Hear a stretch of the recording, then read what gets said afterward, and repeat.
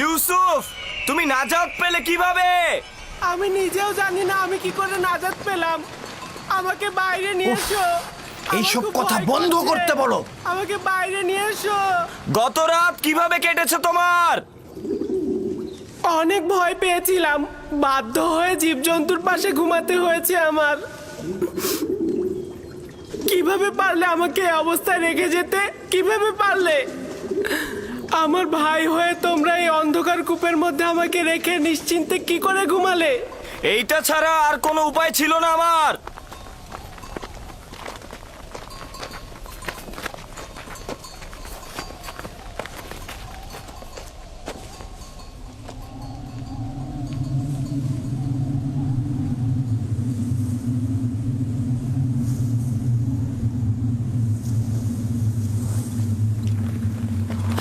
Ramon, क्या होता?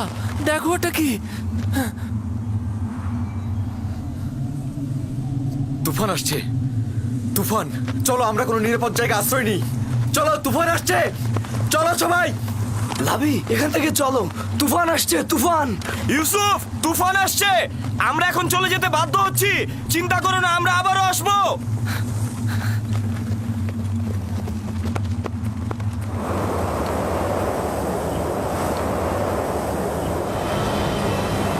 লাবি!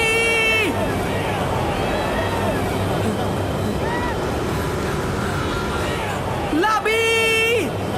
বাইরে কি হচ্ছে?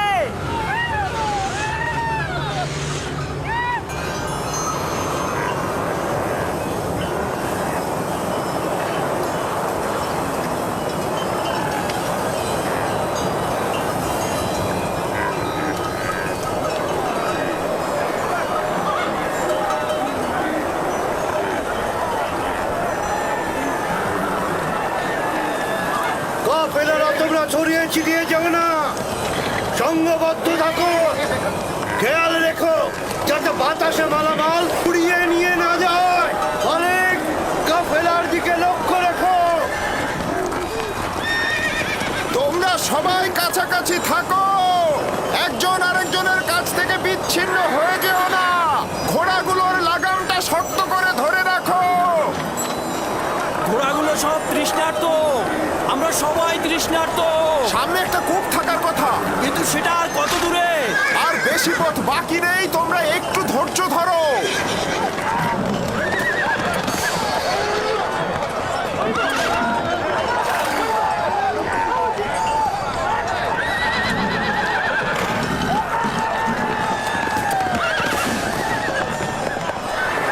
জনাবে মালিক, একটু কষ্ট হলেও পথের দিকে লক্ষ্য রাখবেন, না হলে কিন্তু পথ হারিয়ে ফেলবেন।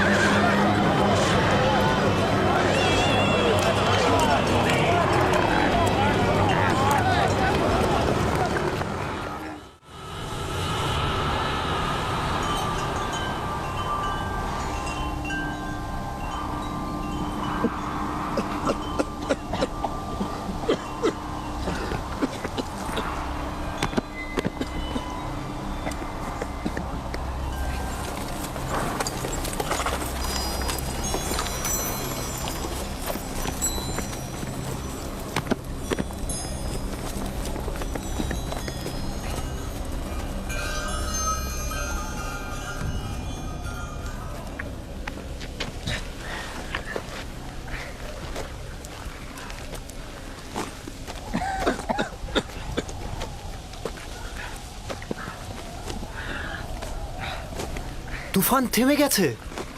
এইটা আবার কেমন তুফান? খুব ভয়ানক তুফান ছিল এটা, কিন্তু হঠাৎ শুরু হলো, হঠাৎই শেষ হয়ে গেল। বুঝলাম না।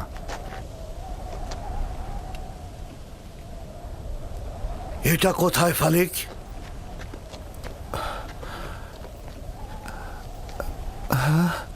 খোদা আমাদের রহম করুক, আমরা তো রাস্তা হারিয়ে ফেলেছি। মনে হচ্ছে আমাদের দিগ্ভ্রান্ত করার জন্যই তুফানটাকে পাঠানো হয়েছে।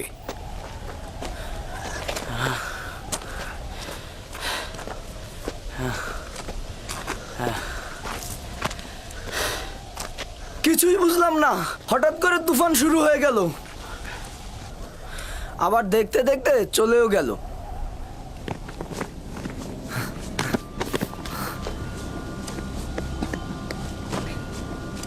ইউসুফ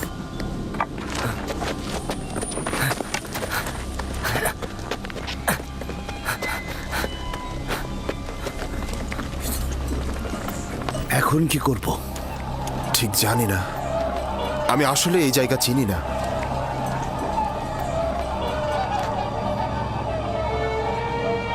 ইউসুফ, তুফান শেষ হয়ে গেছে, ভয় পেও না, আমি এখানে আছি।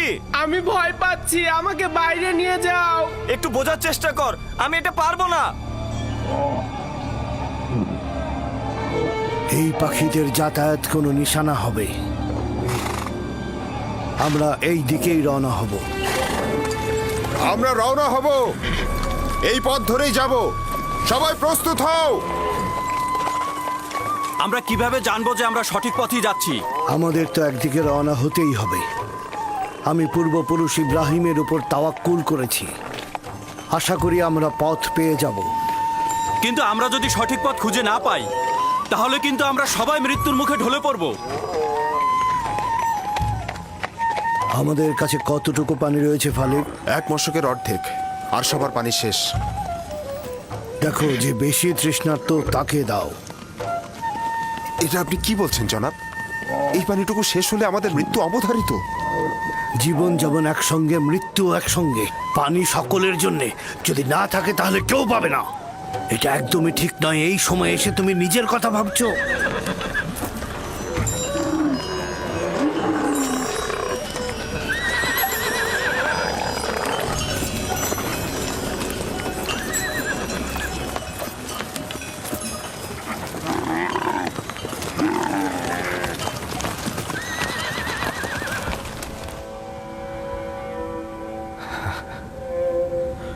ওর মূল্য কেন বুঝলাম না। ও তো খোদার আমানত ছিল। খোদার তরফ থেকে নির্ধারিত হয়েছিল ও জমিনের নবী হবে। আমি ভালো পিতা হতে পারলাম না। যদি পারতাম তাহলে ওকে ভালোবাসতাম, নিজ হাতে ওকে দুশ্মনের হাতে ছেড়ে দিতে পারতাম না। সত্যি করে বলুন তো, আমার সন্তানদেরকে আপনি ইউসুফের শত্রু ভাবেন? তাহলে তুমি আমাকে কি ভাবতে বলছো?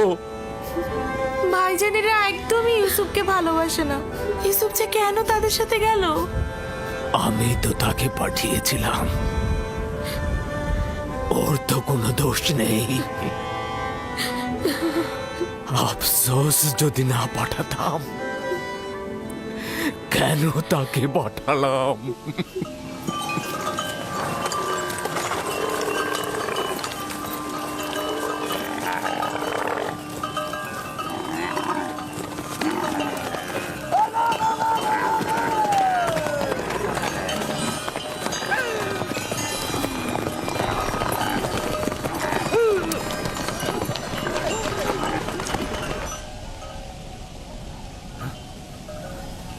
একটু সবুর করো, দেখি শব্দটা কিসের।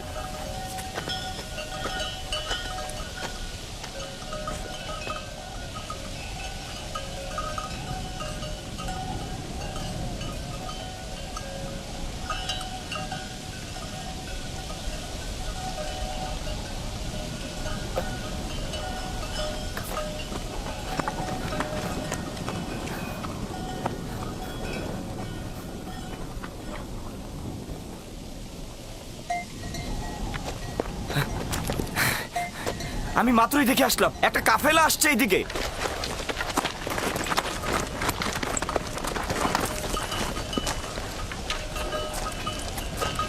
সত্যিই তো এদিকে আসছে।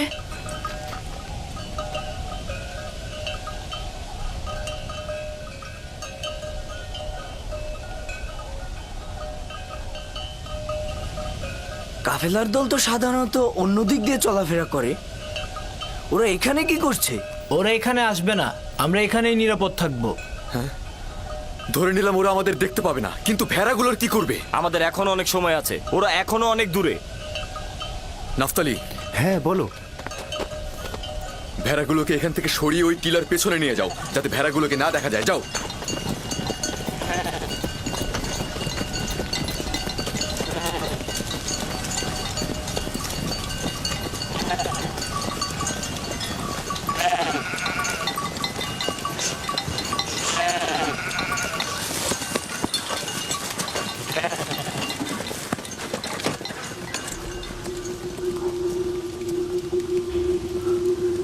এইখানেই থাকি আমি।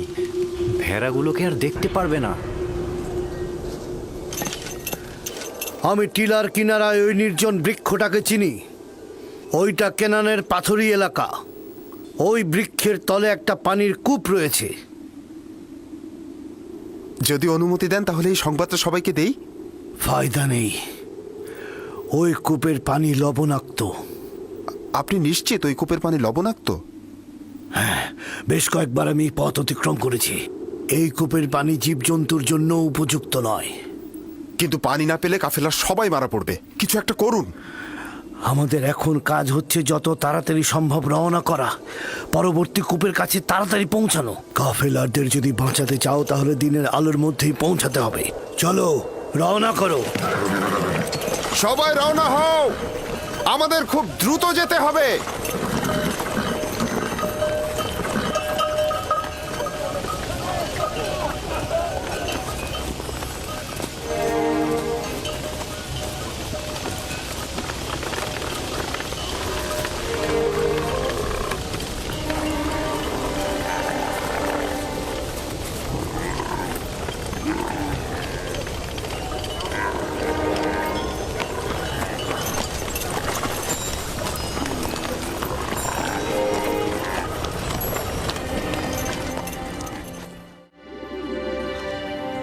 হে আমার মেহেরবান খোদা, যদিও আমার ভাইরা আমার উপর জুলুম করেছে, কিন্তু তুমি তো আমার উপর মেহেরবান। আমাকে এই গভীর কূপ থেকে নাজাত দাও। আমি অঙ্গীকার করছি, যদি নাজাত পাই পুরো জিন্দেগি তোমার ইবাদত করে কাটাবো এবং সব সময় তোমার ফরমানে অনুগত থাকবো।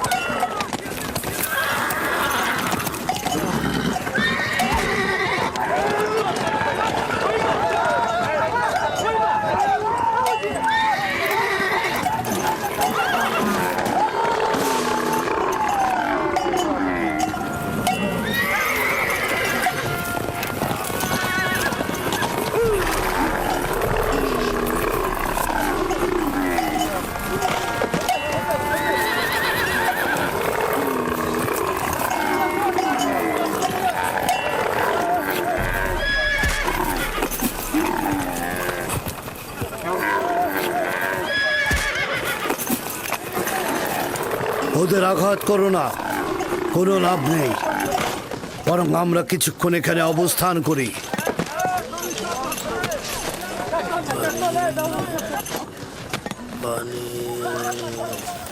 রহস্য কি? ওরা পানির ঘ্রাণ পেয়েছে। জীবজন্তু তো আর বোঝে না যেটা লবণাক্ত পানি। আমার মনে হচ্ছে এখানে অন্য কোনো ব্যাপার আছে। প্রাণীগুলো এমন করছে কেন? পানি, একটু পানি খাবো। আমাকে একটু পানি দাও, পানি।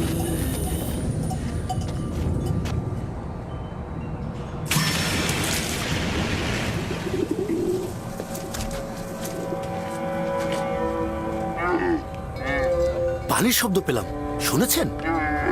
কোনো ফায়দা নেই, এটা তো লবণাক্ত।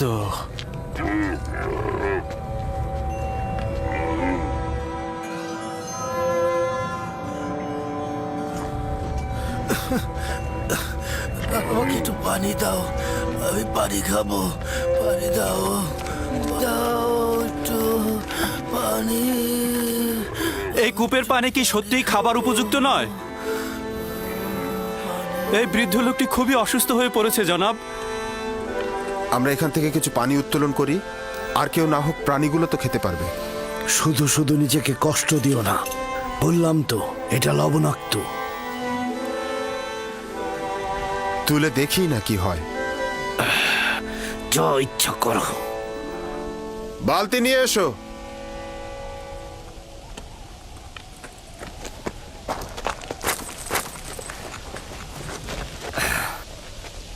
যদি তাকে কূপ থেকে বের করে আনে তবে কি করব? কি আর করবে? তোমরা তো এটাই চাচ্ছিলে যে কাফিলারা তাকে দেখুক আর সঙ্গে করে নিয়ে যাক। হ্যাঁ, তার মানে কি আমাদের ভাইকে আমরা এইভাবে ছেড়ে দেব? তোর সাথে আমি একমত। আমাদের ভাইকে তো আমরা বিনামূল্যে ছেড়ে দিতে পারি না। কিন্তু আমার কথার অর্থ এটা নয়। তোর মতামত গুরুত্বপূর্ণ নয়, গুরুত্বপূর্ণ হচ্ছে ইউসুফকে আমরা বেশি দামে বিক্রি করতে পারবো। তার মানে কি আমাদের ভাইকে আমরা বিক্রি করব? না, আমরা বলবো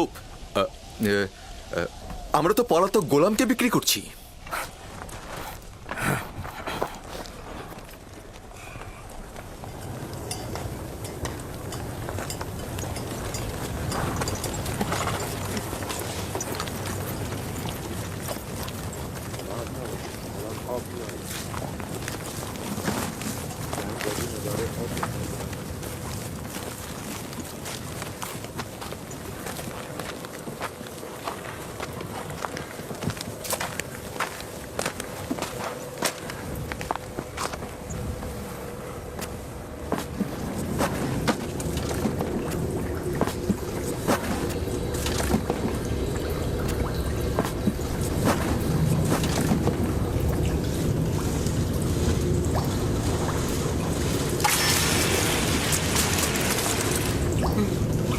আমি এটাতে করেই উপরে উঠবো।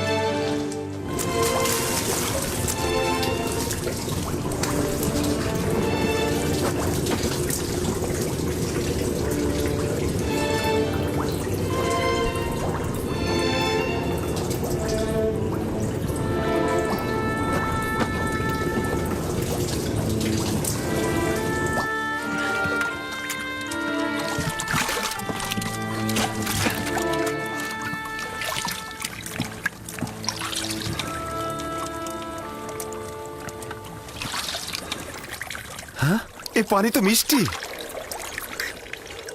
হ্যাঁ, তাই তো। এই পানি তো লবণাক্ত নয়। এই পানি লবণাক্ত নয় জানাবে মালিক, এই পানি লবণাক্ত নয়, এই পানি মিষ্টি। এই পানি আমরাও খেতে পারবো।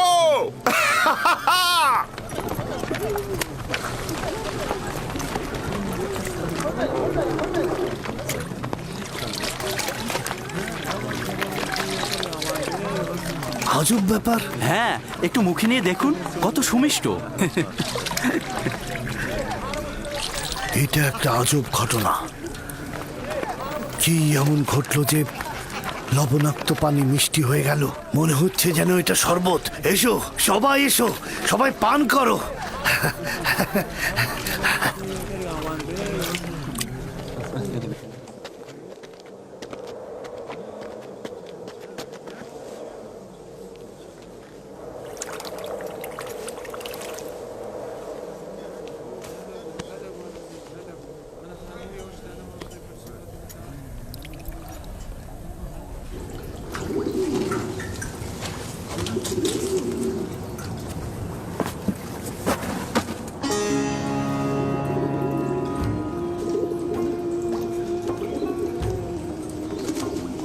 তুমি হলে বান্দাদের নাজাতের প্রতিনিধি, আর এরা হলো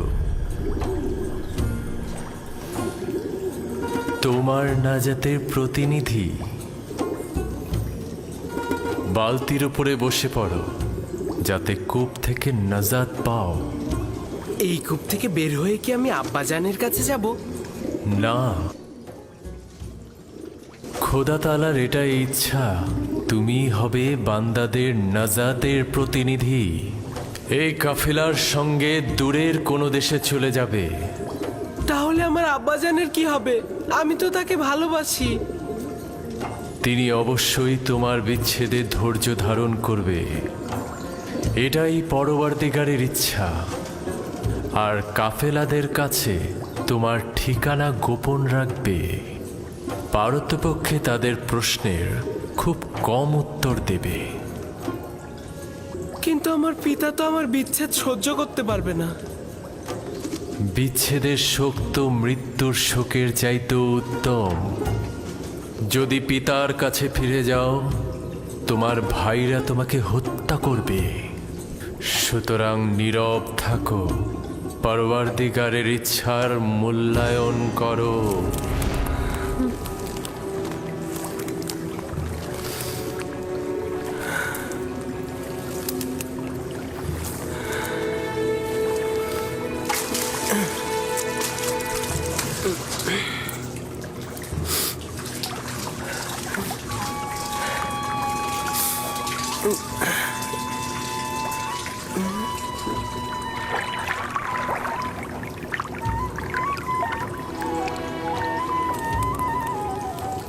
তুমি হলে বান্দাদের নাজাতের প্রতিনিধি। এই আমাকে একটু সাহায্য করো। এটা তো ভারী হলো কি করে?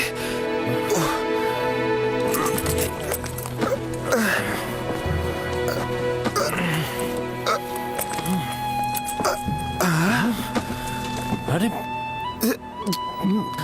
আরে এই বালতির মধ্যে এটা কি? জানাবে মালিক, তুমি কি ফেরেশতা না ইনসান? ওঠো।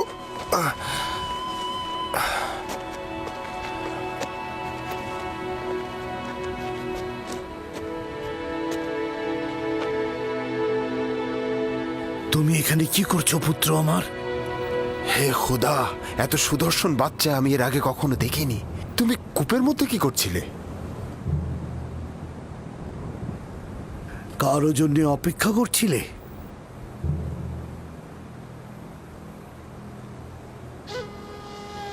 নীরব কেন আছো?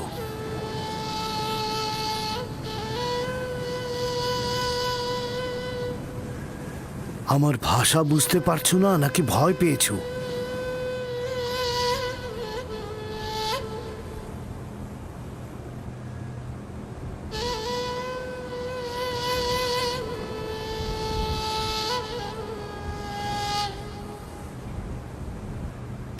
সব কিছু বলে শেষ করার আগেই ওর মুখটা বন্ধ করে দিতে হবে।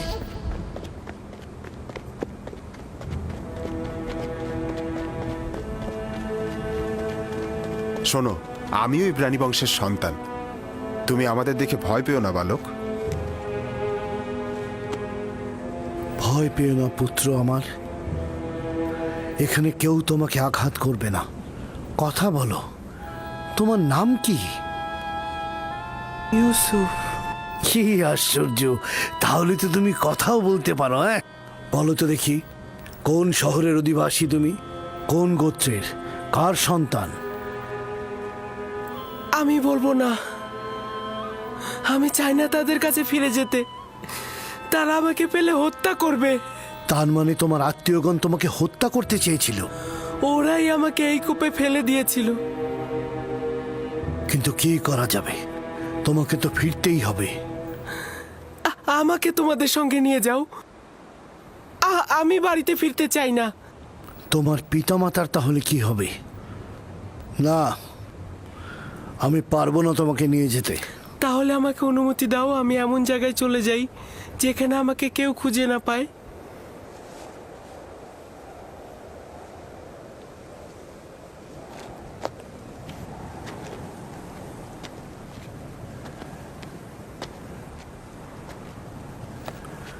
এই বাচ্চাটাকে নিয়ে কি করা যায় ফায়েক? আমি চাই ওকে নিয়ে যেতে। ওর পরিবার যদি সত্যি ওকে চাইতো, তাহলে কূপের মধ্যে ফেলতো। এই মাসুম চেহারা কখনো মিথ্যা বলতে পারে না। প্রকৃতপক্ষেই যদি তার জান হুমকিতে থাকে, তার জান রক্ষা করা জরুরি। ও গোলাম হিসেবেও দামি হবে। আপনি কি বুঝতে পারছেন মালিক?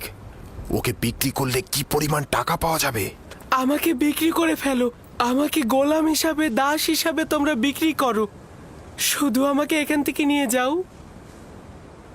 এই চেহারা দাসের নয়। তাকে নিতে হলে গোপনে নিতে হবে, কেননা তার পরিবার তাকে ছিনিয়ে নিতে পারে। যদি চাও তাহলে তোমাকে আমরা নিয়ে যেতে পারি, কিন্তু তোমাকে লুকিয়ে নিয়ে যেতে হবে, আর সেজন্য আমাদের কৌশল অবলম্বন করতে হবে। পারবে? পারবো। আমরা এখানে কোনো বাচ্চা দেখিনি, ঠিক আছে? আমরা কোনো বাচ্চা টাচ্চা দেখিনি। এই মরুভূমিতে বাচ্চা কি করে আসবে? বাচ্চা কি এখানে থাকে নাকি? পর্যাপ্ত পরিমাণ পানি নিয়ে নাও, যত দ্রুত সম্ভব রওনা দেব।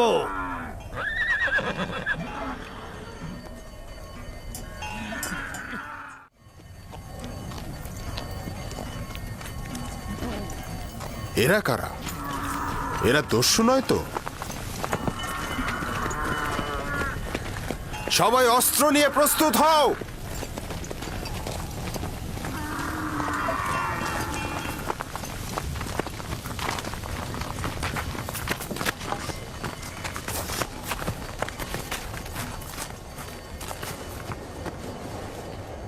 আমাদের গোলামকে তুমি কোথায় নিয়ে যাচ্ছ? কার কথা বলছো? যাকে কূপের ভেতর থেকে বের করে এনেছো, যে তোমাদের পেছনে লুকিয়ে আছে। তোমাদের গোলাম কূপের ভেতর কি করছিল? সে নিজেকে কূপের মধ্যে নিক্ষেপ করেছে, আমরা তো করিনি। তাকে বাঁচাওনি কেন? আমরা তো তাকে বাঁচানোর জন্যই দড়ি আনতে গিয়েছিলাম। যাই হোক না কেন, সে এখন আমাদের গোলাম। কোনো প্রকারে যদি সে নিজে না চায় তোমাদের সাথে যেতে, তার এইটা করার কোনো অধিকারই নেই। গোলাম তার মালিকের ইচ্ছার অনুগত।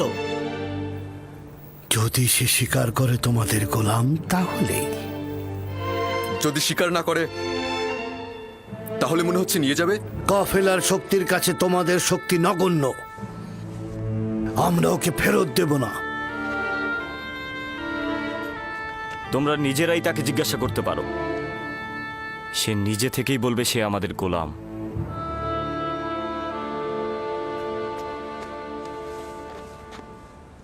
তুমি এদের ভয় পেও না, তোমার কোনো ক্ষতি করতে পারবে না এরা।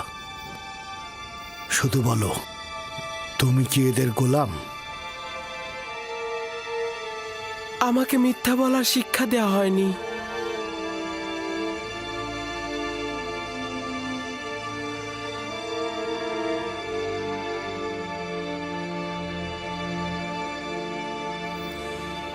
এরা বয়োজ্যেষ্ঠ ও আমার ইচ্ছার মালিক।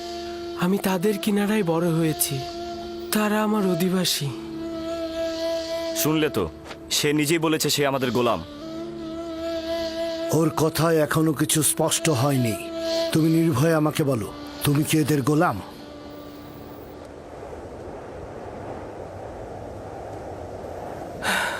এরা বয়োজ্যেষ্ঠ ও আমার ইচ্ছার মালিক। আমি সুস্পষ্ট উত্তর এখনো পাইনি। আমি তোমাদের ইউসুফকে ফেরত নাও দিতে পারি। শক্তির প্রয়োজন হলেও তাকে নিয়ে যাব। ভুলেও এ কাজ করো না, শুধু শুধু প্রাণটা যাবে। তোমাদের কতলের সংখ্যা আমাদের থেকে কম হবে না। সত্যি করে বলো তো, এই পালিয়ে আসা গোলামের জন্য তোমরা কতটা কতল হবে আর কতটা কতল করবে? থামো সামুন। যদি হাত দ্বারাই গিট খোলা যায়, তবে দাঁত কেন? ইউসুফকে মারার স্বপ্ন দেখছো? তোমাদের এই চোরাচুরির পেছনে যে কারণটা আছে সেটা আমি ভালো করে বুঝতে পারছি। যদি চাও তবে এখানেই সবকিছু ফাঁস করে দেব, আর নইলে কাফেলার সঙ্গে ওকে যেতে দাও।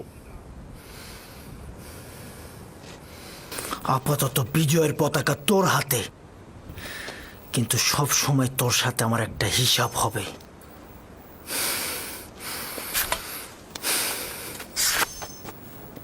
এই গোলামের মালিকানা পাওয়ার জন্যে আমার মনে হয় না কোনো রক্তপাতের দরকার আছে। ইউসুফের মালিক হব কি হব না সেটা পরের ব্যাপার। আপাতত এটা বাদ দিচ্ছি। তুমি কি তোমার মালিকদের সঙ্গে যেতে চাও?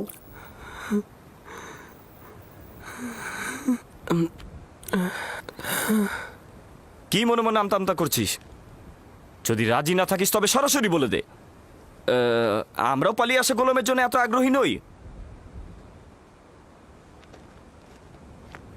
আমরা ওকে বিক্রি করে দিতে চাই, আপনারা কি ওকে কিনতে চান? হঠাৎ এই সিদ্ধান্ত গ্রহণের কারণ জানতে পারি?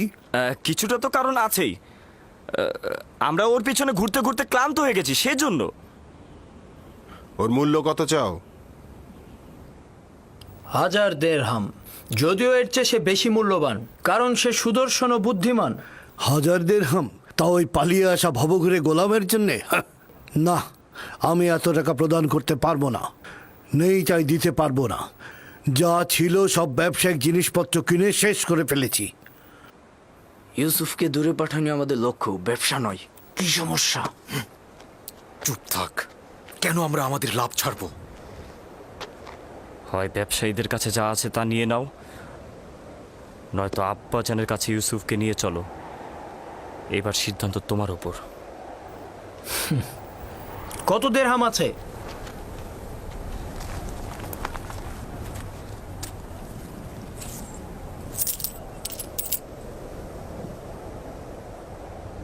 সব মিলিয়ে 18 দিরহাম। জানি ইউসুফের জন্য এটা পর্যাপ্ত নয়। আমাদের এত ইউসুফকে বেশি দামে বিক্রি করার লোভ নেই। হ্যাঁ, ও তো অনেক সস্তা। দুনিয়াতে ওর কোনো মূল্যই নেই। এমনকি আমাদের ভেড়াগুলোর যে মূল্য আছে সেটা ওর নেই। দেখতেই তো পাচ্ছেন কি করে ব্যবসায়িক উদ্দেশ্য গোপন করে ওকে আমরা স্বল্প মূল্যে বিক্রি করে দিচ্ছি। নিশ্চিত থাকো, এই উপহাসের জবাব তুমি নিশ্চয়ই পাবে। কি হলো? তোমাদের গোলামকে কি তোমরা বিক্রি করবে না?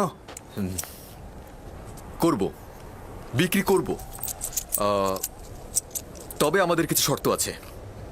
কি শর্ত? প্রথমত, ওকে তোমরা বেঁধে নিয়ে যাবে যাতে পালাতে না পারে।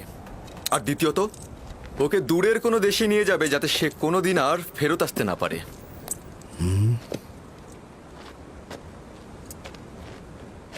যদি একবারের জন্য তোকে ক্যানানে দেখি আমি, তবে জিন্দা ফিরতে পারবি না।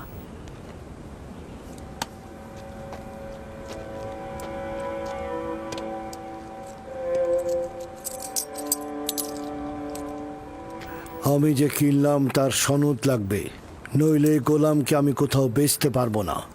আচ্ছা, ঠিক আছে।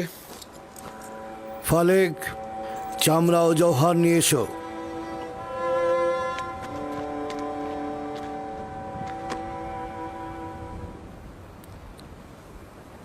চিন্তা করিস না, এরা আমাদের চেয়ে উত্তম। তাদের সাথে চলে যা। এখানে অনেক বিপদ আছে। আমাকে ক্ষমা কর, আমি তোর জন্য কিছুই করতে পারলাম না। এইটা খোদাবান্দেরই ইচ্ছা যে আমি কাফেলদের সঙ্গে যাব, কিন্তু তোমারও ভাইজানদের জন্য আমি চিন্তিত। খোদা তোমাদের রহম করুক। আমি সবার জন্য দোয়া করব। এমন না হয় আব্বাজান আমার বিরহে কষ্ট পাক, তাকে সান্ত্বনা দিও। গোলামের পরিচয় লেখো, আর সদিচ্ছায় যে বিক্রি করলে তাও লেখো। আর ভুলে যেও না সনদের নিচে নাম ও মোহর উল্লেখ করতে হয়। লাবি, বেনিয়ামিনের প্রতি যত্ন নিও। তোকে একটু আদর দিতে ইচ্ছে করছে, কিন্তু এরা তো আমাকে সন্দেহ করবে। নিজের দিকে খেয়াল রাখিস। খোদাবান তোর পাশে সব সময় আছে। নিজেকে তার উপর ছেড়ে দে। সে অতীতের ন্যায় তোকে সবসময় হেফাজত করবে।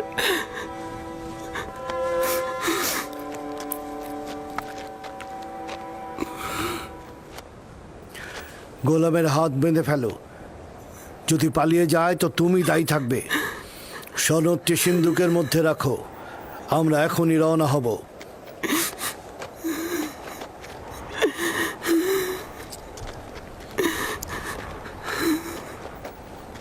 চলো যাই। যাব, তবে নিশ্চিত হয়েই আমাদের যেতে হবে।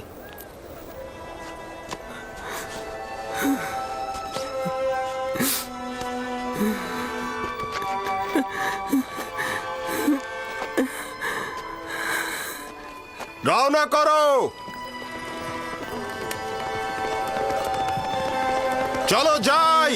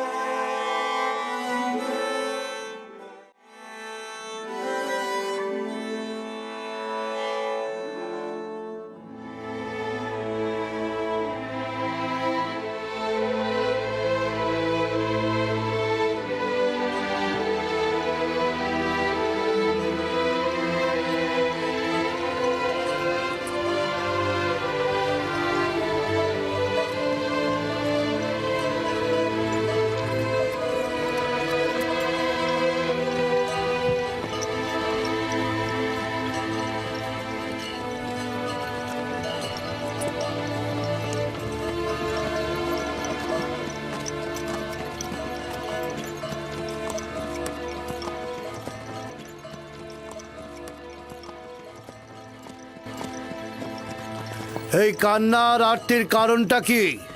যদি আমার বিক্রেতাদের সঙ্গে খোদা হাফেজি করতে পারতাম, কেউ আমার সাথে খোদা হাফেজি করলো না।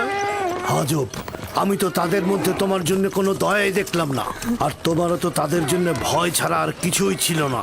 আর তুমি কিনা তাদের সাথে খোদা হাফেজ করার জন্য ব্যাকুল। এটা কি ধরনের আসক্তি? যদিও তারা আমাকে অনেক ঘৃণা করে, কিন্তু আমি তো তাদেরকে অনেক ভালোবাসি। তোমার জন্য এটাই ভালো হবে অতীতের সবকিছু ভুলে যাওয়া, কারণ আজ থেকে তুমি আমার গোলাম।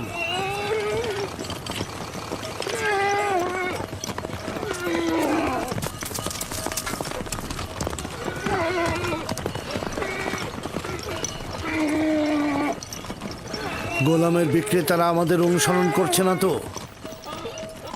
জানি না কি ছলচাতুরি তার সঙ্গে করা হলো।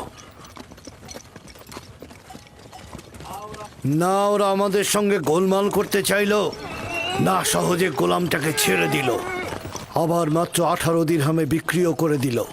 আমিও ঠিক বুঝলাম না ওরা কি চাইছিল।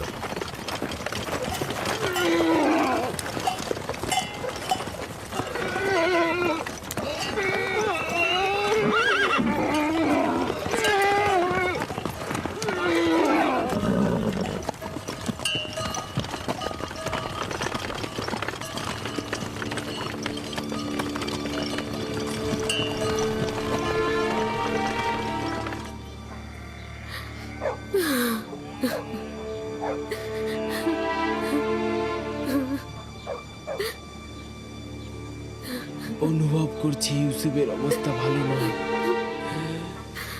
বুকের মধ্যে খুবই কষ্ট হচ্ছে আমার।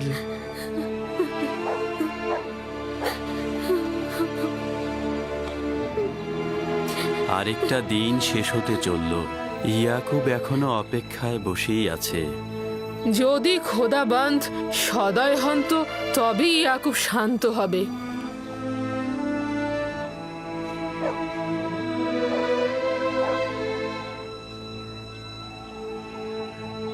আমার মনে হচ্ছে এই ঘটনার জন্য আমিই দায়ী। খোদাবন্দ আমাদের ক্ষমা করুক। আমি শুধু চেয়েছিলাম ইউসুফ যেন নেতৃত্ব না পায়, ও কতল হোক এটা আমি চাইনি। ইয়াকুব নবী বিশ্বাস করছে না, কিন্তু ইউসুফ তো কতল হয়েছে।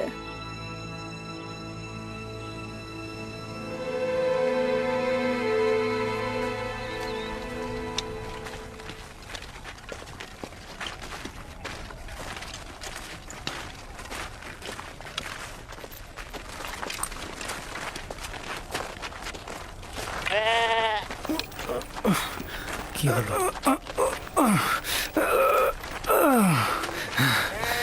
কি হয়েছে? হ্যাঁ,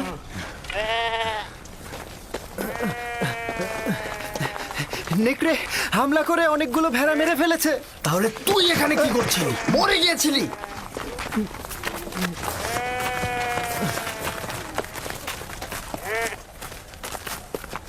নেকড়ের সংখ্যা অনেক ছিল আর আমি সেখানে একা ছিলাম।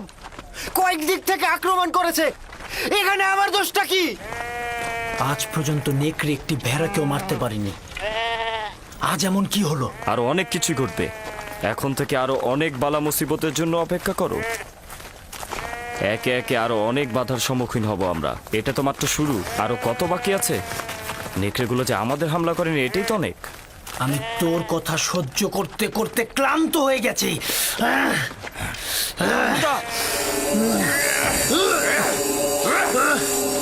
অনেক সহ্য করেছিল আমি। ইয়াহুদা ওকে মার।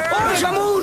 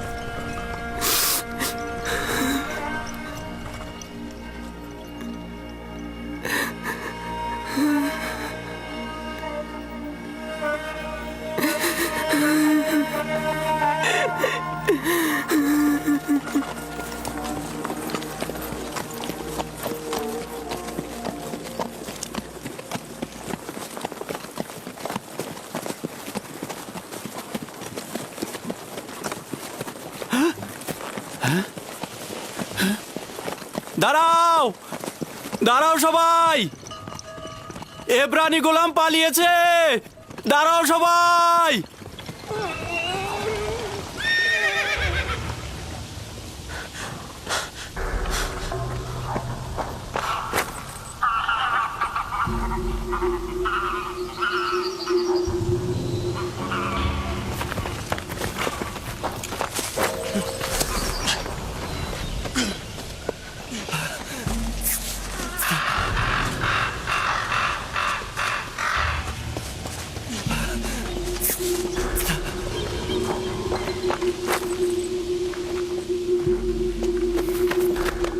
ইউসুফকে দেখেছো? ওই যে ওই বাচ্চাটার কথা বলছি। আমি তো দেখিনি ওকে। কখন নিয়ে আসলে? সঙ্গে করে এনেছিলাম, এখন দেখি ও নেই। তার সাথে তোমার কি কাজ? ফালেক ওকে আমার কাছে অর্পণ করেছিল, এখন যদি হারিয়ে যায় আমাকে কঠিন শাস্তি দেবে।